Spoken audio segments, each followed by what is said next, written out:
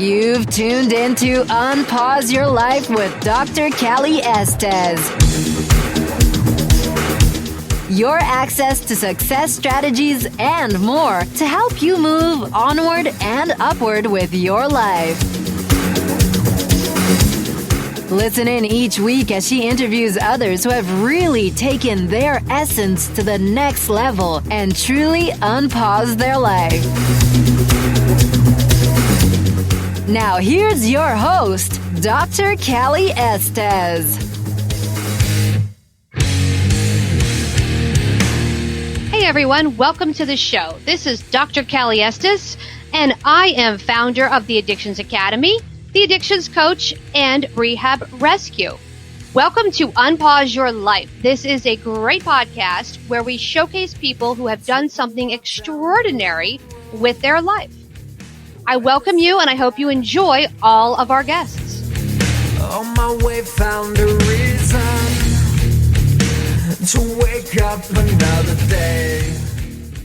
You are listening to Unpause Your Life with Dr. Callie Estes, the Addictions Coach and the Addictions Academy, and I'm very excited for my guest today. I have Chief Thomas Synan Jr. with me today, and his wide experience has allowed him to have a unique look into the heroin crisis. Mr. Synan is a United States Marine Corps veteran and a 25-year police veteran with the Newtown Police Department.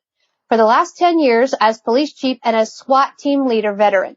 I'm going to ask you some questions about the SWAT. I've always been fascinated with them.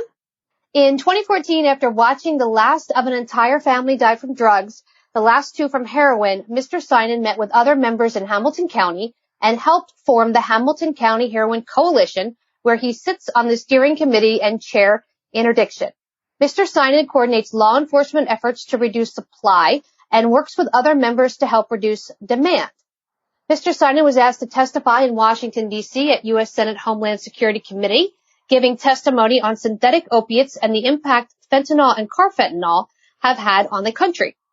Mr. Synan was a speaker with President Clinton and other distinguished panelists for the Clinton Foundation discussing the opioid crisis at Johns Hopkins University. His work with the opiate epidemic has been recorded and archived in the National Law Enforcement Museum in Washington, D.C. Welcome, Mr. Synan. Hey, thank you for having me. I appreciate it. Excited to be on with you. Yeah, well, that bio was a mouthful. My God, you've done everything. It's pretty awesome. It's been a lot. Unfortunately, this area was hit pretty hard, so many of us kind of got our learning from experience right on the street. So, yeah, unfortunately, we have some experience in this. So tell me how you got into the drug side. You started out as a Marine veteran and a police chief. What made you get into this as opposed to something else? Well, sure. I'm a chief of a small town. It's about 3,000 people. It's about 11 miles east of downtown Cincinnati.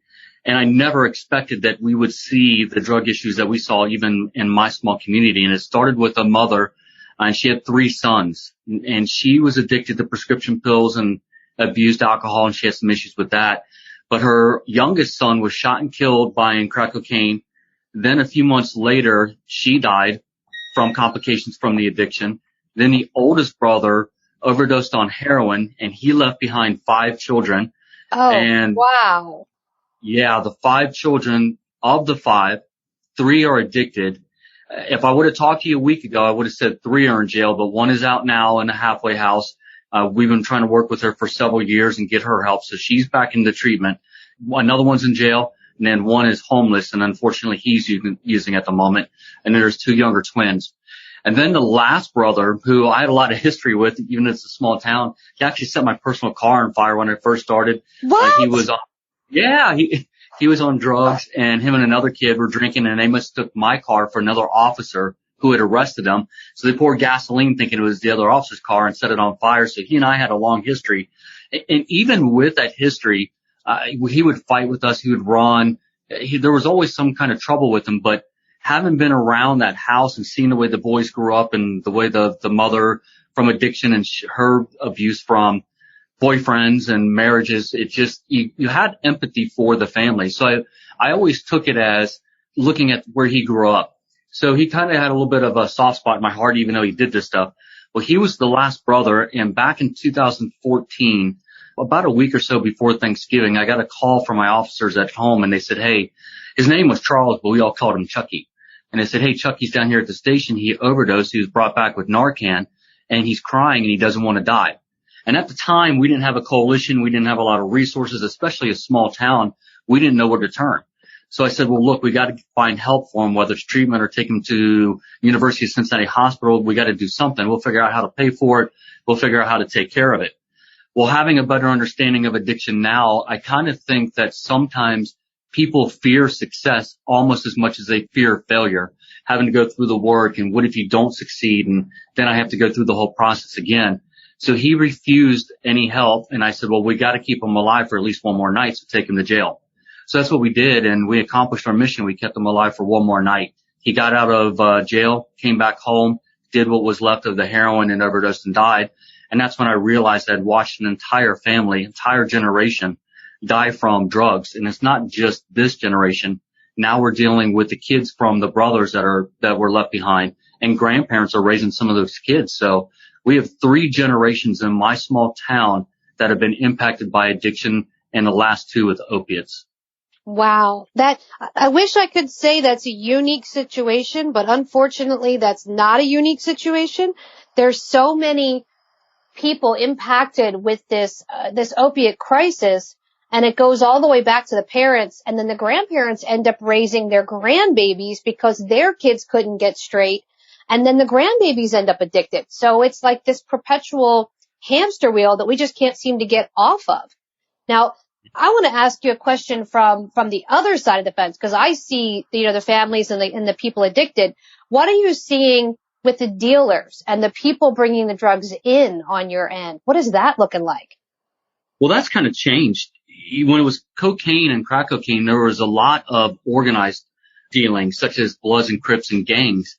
And you could identify that gang and then kind of chop off the head of it, and then the whole snake would collapse. But with this, it is just local street dealers, and also with it being so accessible, with it coming through the mail, that has just changed how you enforce laws, how you deal with dealing.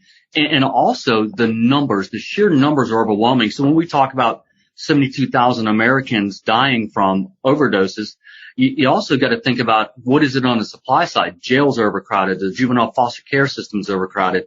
I mean, the system is so overwhelmed and bursting at the seams. I get a lot of people who get upset about the user overdosing 7 or 8 times, but I didn't hear that outcry when we would arrest a dealer 7 to 8 times. Being on SWAT, I did numerous search warrants and plan those search warrants, and it was not uncommon to have arrest a dealer 7, 8 times, sometimes within the same week. So the dealing side of it has changed in that it's so widespread. There's still organization from the cartel side, but there's so many people involved in it. And again, when you get it through the mail, how do you even enforce that? You don't even know what's coming through or where it's going.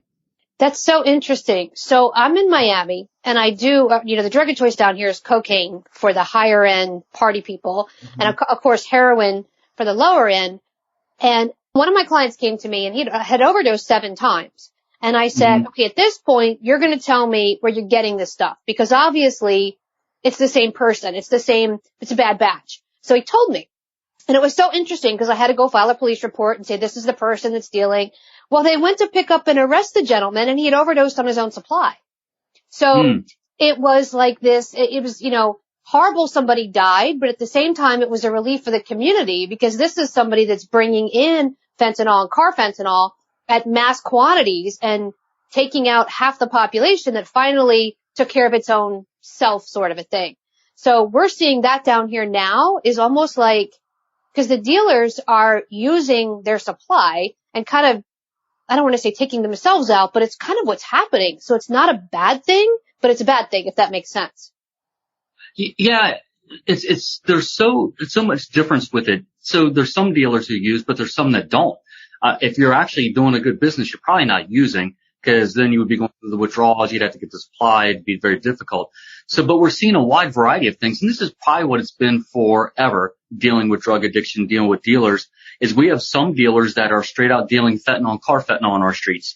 We have people dealing crack cocaine, methamphetamine. And you have some people that don't even know they're dealing. They may be a low-level street dealer, who doesn't even know it's in their drug supply. So when you take in all these factors, it becomes a big problem. And again, through the mail, we have a community close to mine. It's a city, and they had two business people that were getting in large shipments of fentanyl. They were using their business as the place where it would be shipped. It was a packing company. And then they were dealing out, and they were also, in the case like you're talking about, using also. And that's actually what ended up getting them, was them using. They gotten caught and then found out this big operation. So there's so many different ways for dealing now. And like everyone's read the book in Dreamland, the pizza delivery kind of thing. The shifting of how people deal with drugs and how easy it is, especially with the internet, has really shifted how we try to enforce it, and also what's in the drug supply. I mean, you talk about that one dealer. Think about how many more dealers there are out there. Think about how much drugs are actually coming into the United States. I've heard an estimate that we only stop about 3 to 5% actually coming into the United States. So that tells you how many drugs are out there and what the supply's like, and then in turn, demand.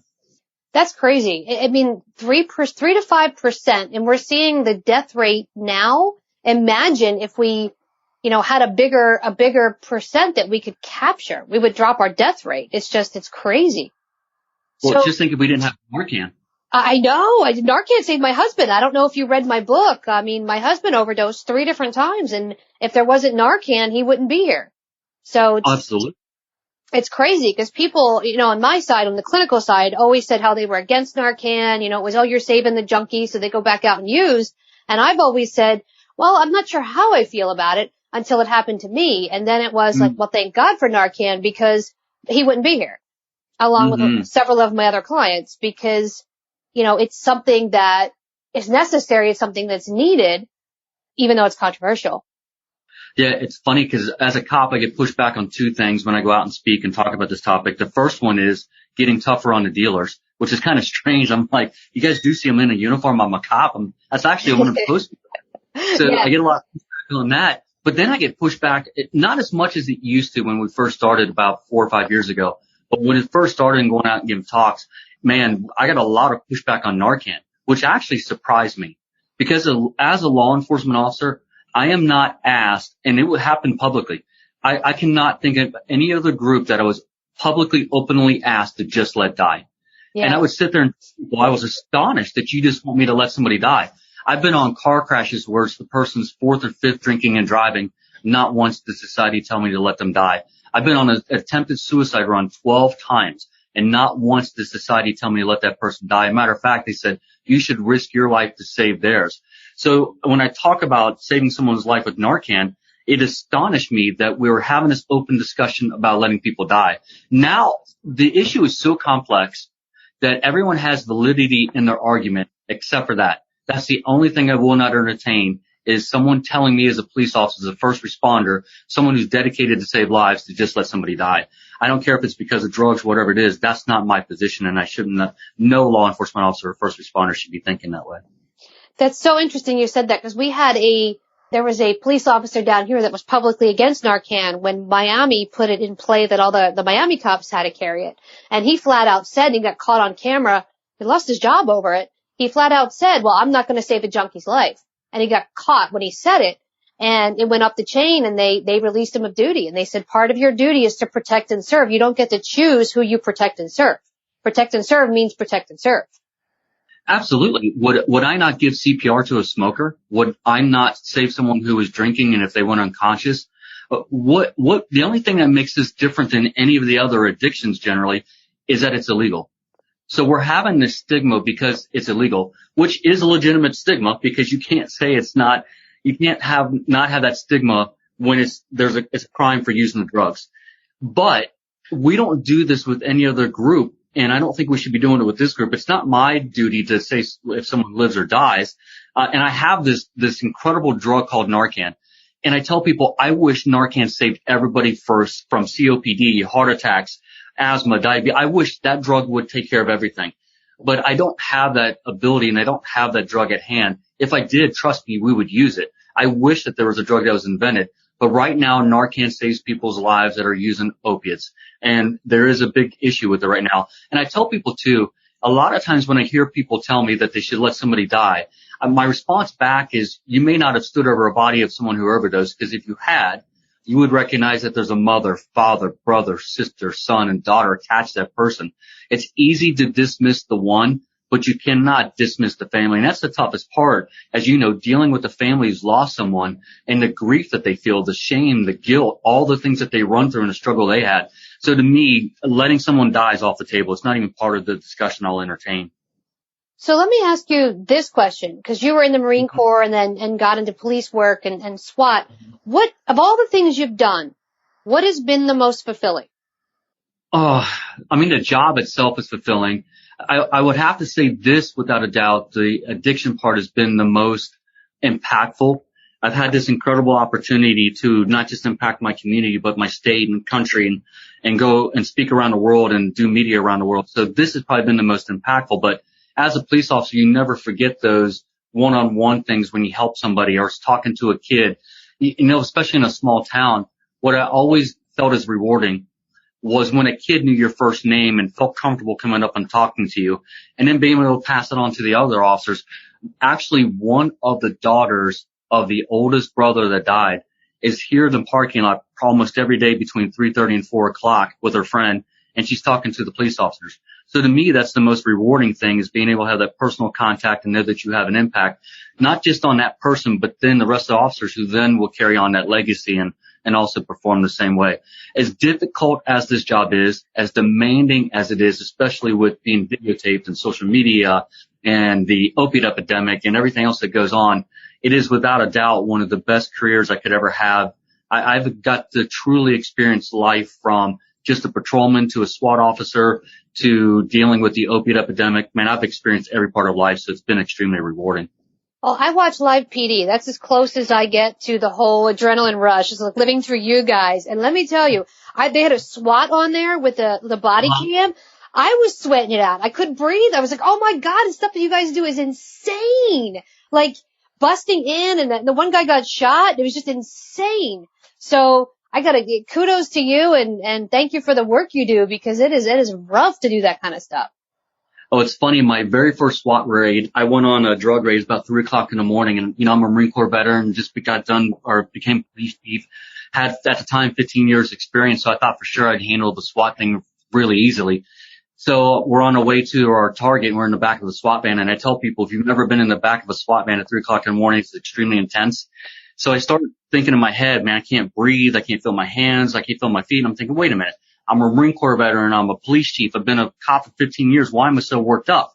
And they told us in the briefing that when the van stops, you get out and everyone lines up on the passenger side and we'll walk up to the target. Well, the van stops. I jump out of the van and I look back and everyone's still in the van. And he's now the commander of the SWAT team. He looks at me and goes, hey, Synan, what the hell are you doing? And I said, well, sir, they said that when the van stops, you jump out and stack up on the passenger side and then we go to the house. He goes, yeah, we're not at the house yet. We're at a red light. Get back in the van.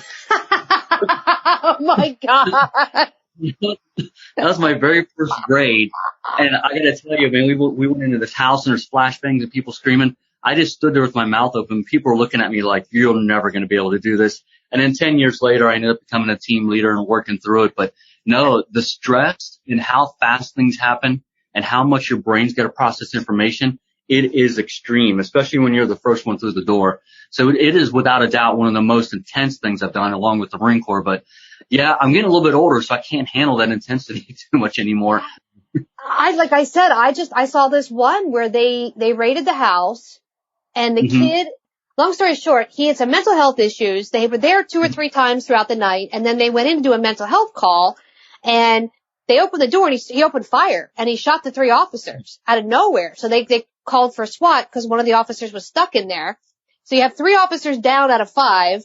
They're calling for SWAT, and then, so they went from that to the SWAT body cam, and it went up a whole nother level. It wasn't just like adrenaline. It was like insane. And there's like, no, you guys don't talk. It's all code.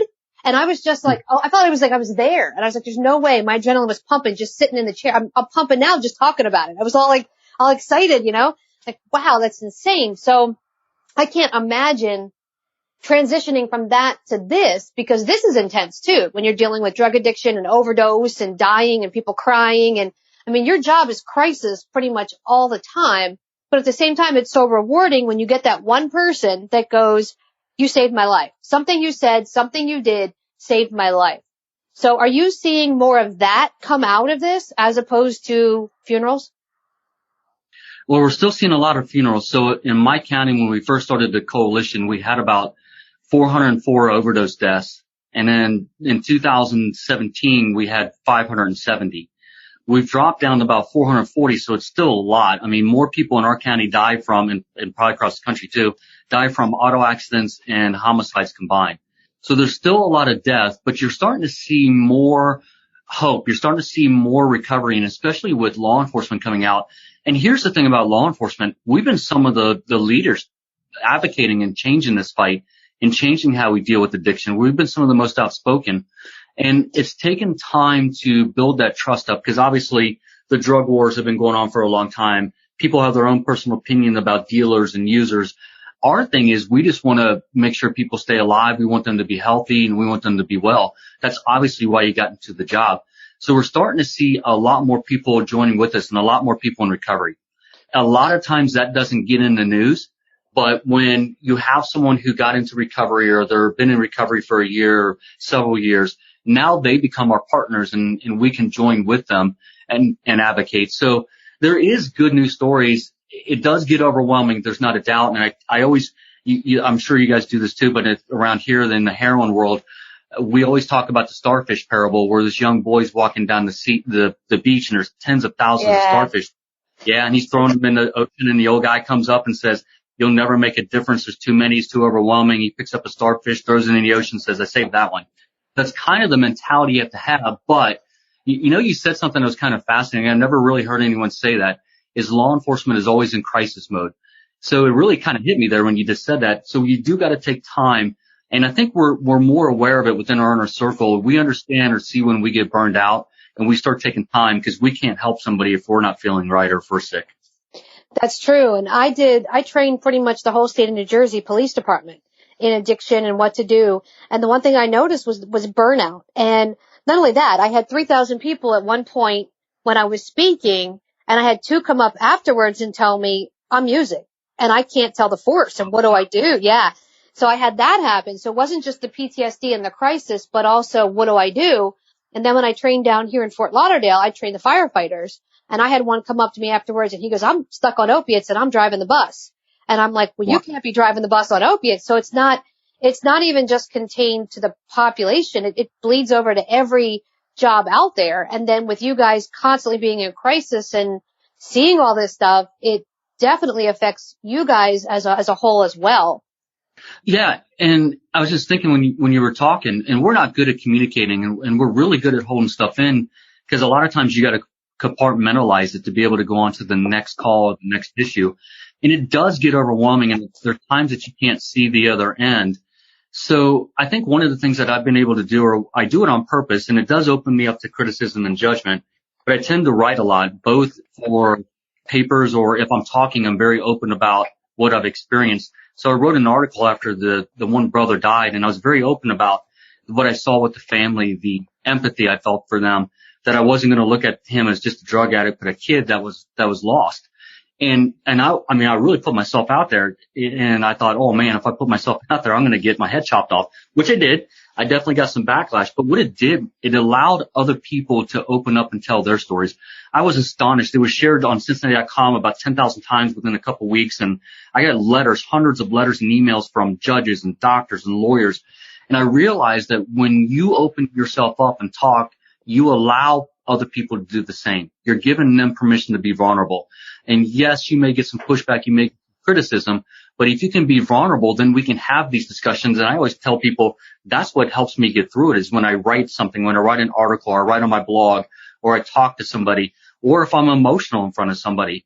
I want that out so that I'm not holding it in. So maybe there's another part of this, and I was just thinking of this when you're saying that. Maybe part of this is time for first responders, and with us coming out and advocating more, maybe it's time that we heal ourselves through this too. Maybe this epidemic is the avenue that allows us to do that, because we've gotten a lot of compassion from people. There's a lot of people who see how overwhelming it is and say, you know what, we care about you, we're thinking about you. And then people like you who are going out and instructing us and teaching us about PTSD and teaching us how to deal with addiction and teaching us compassion and empathy. I think it'll make a difference in the long run.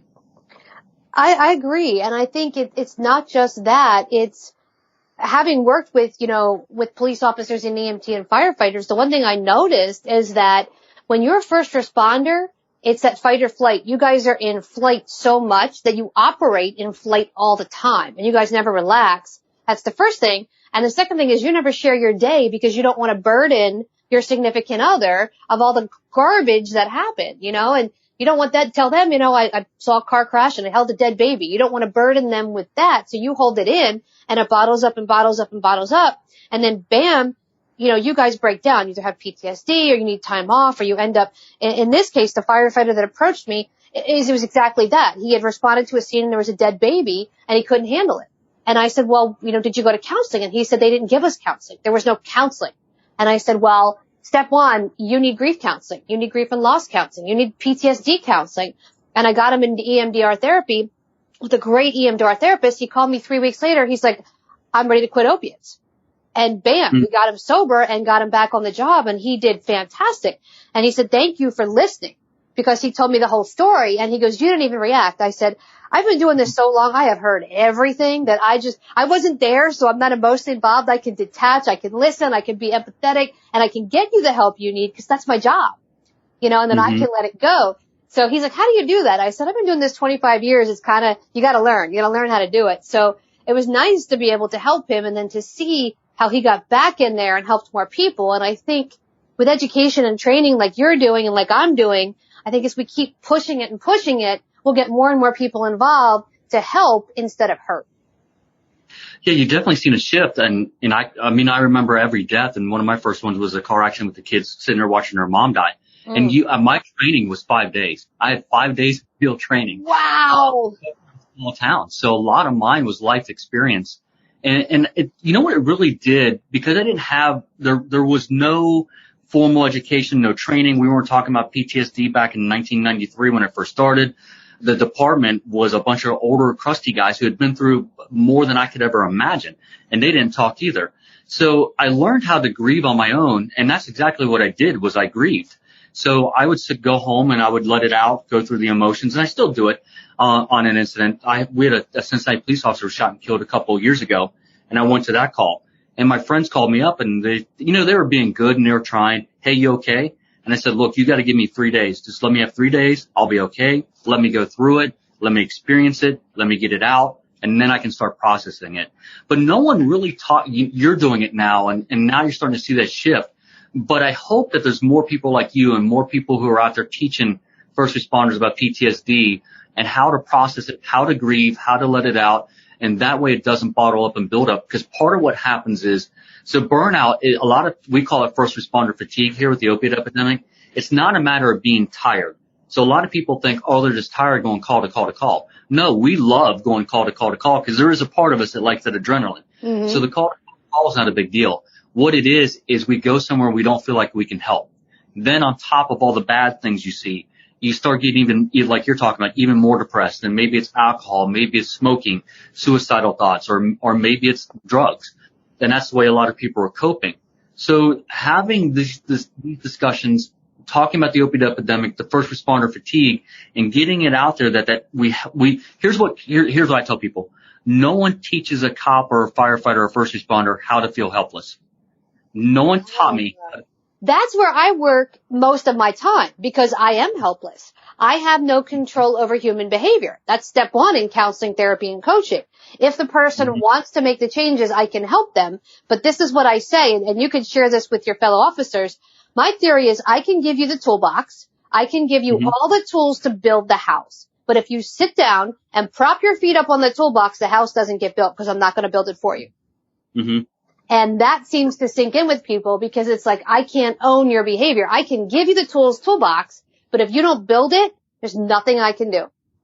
Absolutely. There's many, and here's what I never expected being a cop, and it ties into the opiate epidemic and addiction. I never expected to feel helpless. I never expected to feel like I couldn't help someone or make a difference. And there's things in life that you can't help. That auto accident. Mm-hmm. I had no clue the mother was dying and the kids are screaming. No one ever taught me that. No one ever taught me to go to a call where you see a police officer who's been shot laying on the ground. No one ever taught you that. No one ever taught you that you'll have mothers and fathers come in begging you to save their kid who's on opiates and they're going to die. Mm-hmm. Those help feelings, ends up, that's what I think most first responders struggle with, because we get into this. The vast majority of us, I know that policing sometimes is not seen as the greatest thing from a lot in social media lately, but the vast majority of police officers, firefighters get into this job because they want to help people and make a difference. As a police chief, when I interview every young kid, hey, why do you want to be a cop? Oh, I want to help people. That's what I've heard for the past 30 years. So when you realize that you can't, that hits you really hard. It's a shock to the system. So we sit down with our young people and tell them, look, there's going to be times when you're helpless. There's going to be times when you're the victim. You won't anticipate yourself being the victim. We're not saying stay the victim, but just realize you're going to get caught off guard. There's something that's going to hit you, something you're not prepared for. You'll see something, hear something, you'll do something. So just be prepared for that feeling of helplessness. And then even though you don't make the situation better, it's not the outcome you want, at least it's a little bit easier for you to start accepting, talking about, and processing. That's great. And that's great advice for anybody even listening as a takeaway to get started with how to get the process going and how to feel, because sometimes you're right. You have these parents that are they're pulling their hair out. They don't know what to do, and they just want you to save their son or daughter, and their son or daughter doesn't want to be saved. They're enjoying the process, and mom and dad are doing everything wrong instead of what they should be doing right. And they're coming to you with, help me do something. And then generally we step in. There's sometimes I tell the parents, the best thing for your child is to go to jail. And I'm going to just tell you that. And they get mad. And I say, you know what? This is going to be the stopping block. There's a record. They're going to dry out in there. It may not seem like you're in control of the situation and it's a good idea, but it's a great idea. And that may change their life. So it's so interesting. Now, I also I wanted to tell you, if you run into any parents who lost a child to addiction, we offer free classes.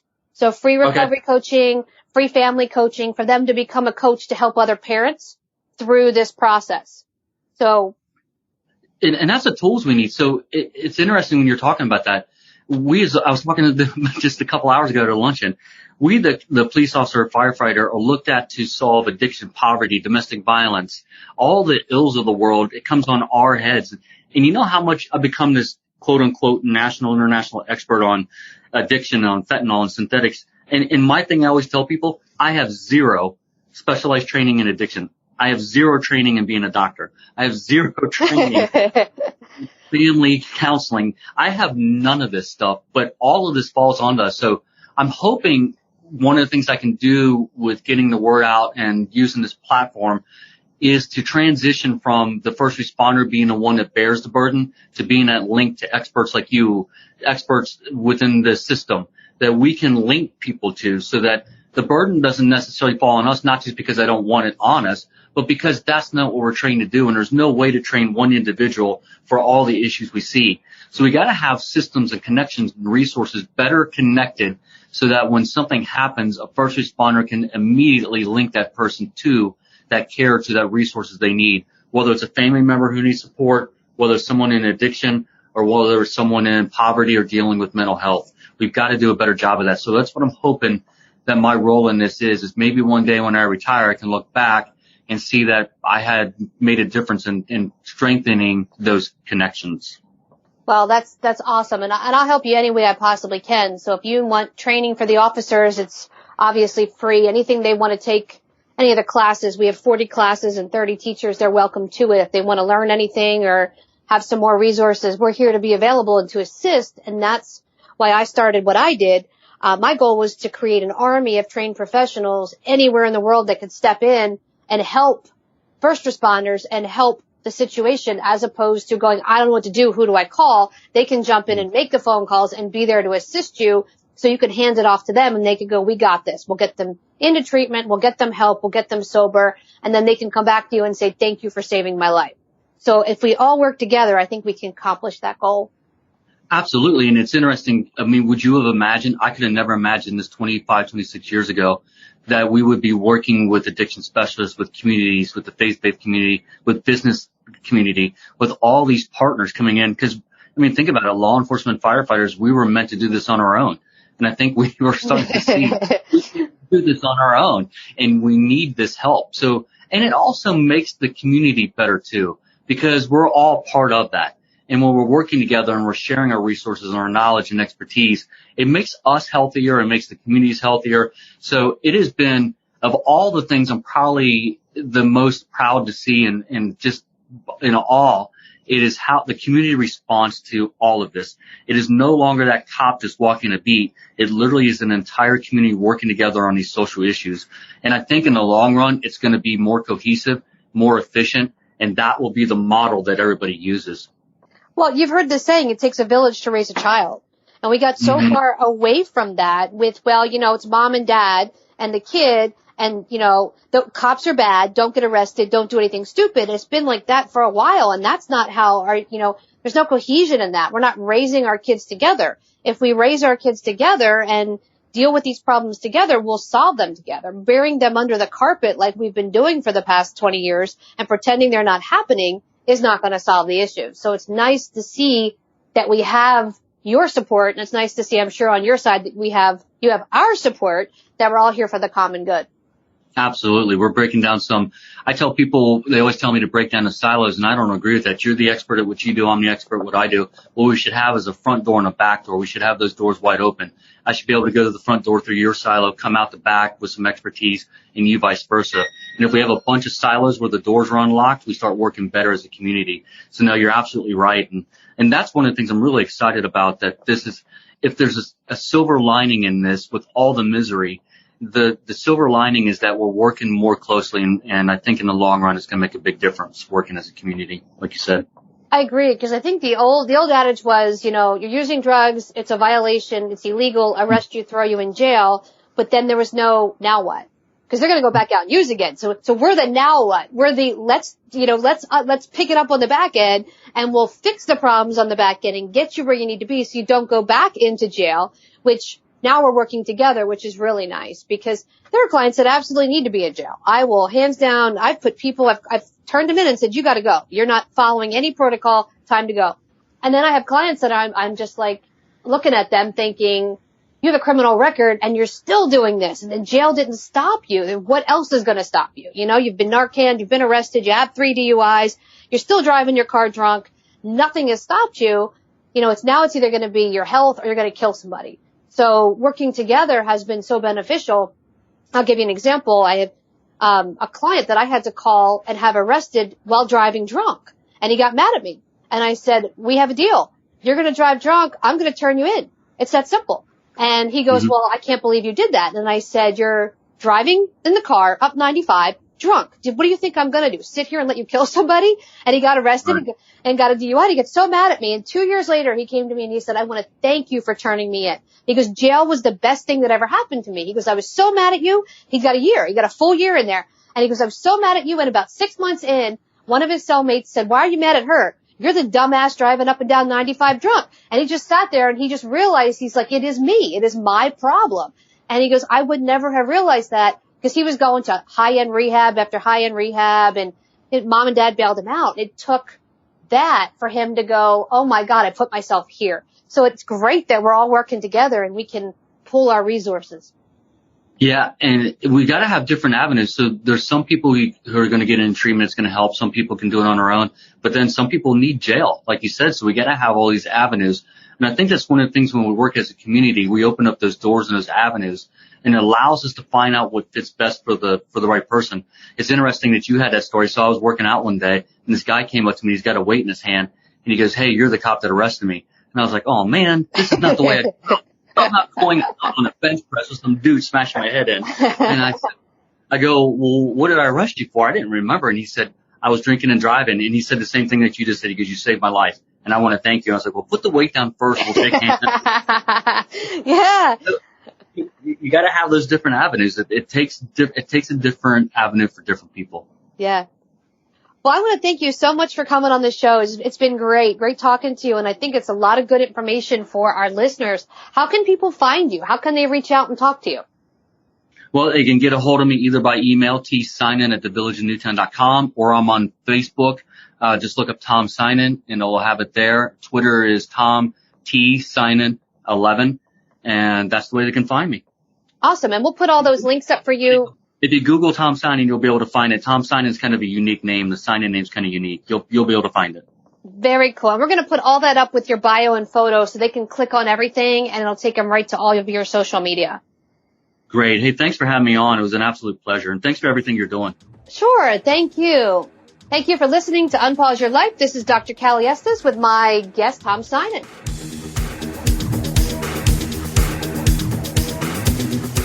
Hey everyone, thanks again for listening. I really hope you enjoyed the show today. Head on over to iTunes and Apple Podcasts and leave a comment or review of what you think. Or contact us at 1-800-706-0318. If you want to be on our show, feel free to email or call. And if you have a topic, feel free to email or call as well. Thanks for listening to Unpause Your Life. For show notes and more, head on over to unpauseyourlife.com.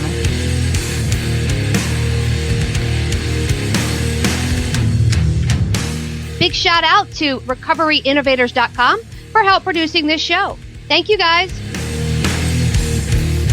I took a walk down the long road where they said that I shouldn't go. On my way found a reason to wake up another day. But they needed to show you all the things that you won't do. Find faith or religion, but nothing to show for it.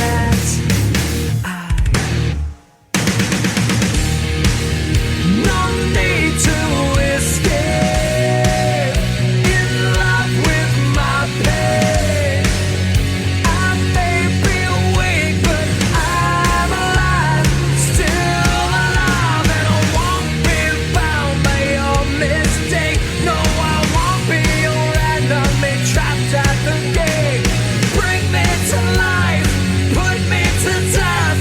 Just give me something that's just not so hard to believe.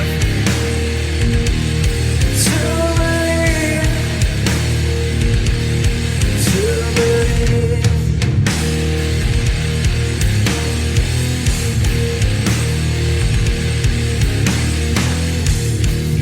I took a walk down the dark road where they said that I shouldn't go. I knew the dangers of flying. Now I'm so far from solid ground. But they needed to show you all the things that you won't do. Find faith or religion, but nothing